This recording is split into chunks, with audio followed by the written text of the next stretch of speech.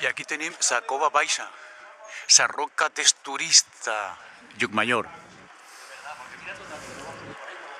Esta és l'entrada del petit racó que després explicarem que se va escapar de la maldició del pecat original quan això de Adán i Eva i aquestes coses.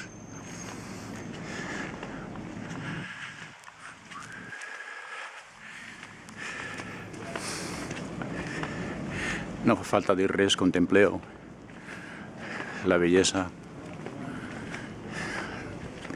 del mar, de la muntanya, de la bahia de Palma, una de les bahies més guapes del món, encara que aquí no ho sàpiguen.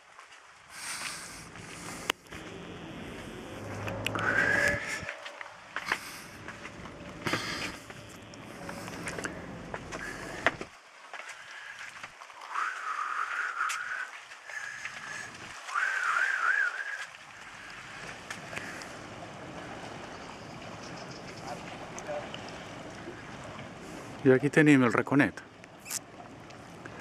la roca texturista,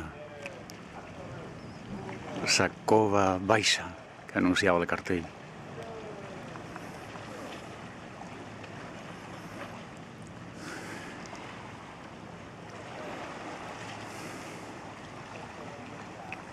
Un paradís per a prendre banys de mar, de sol i de felicitat.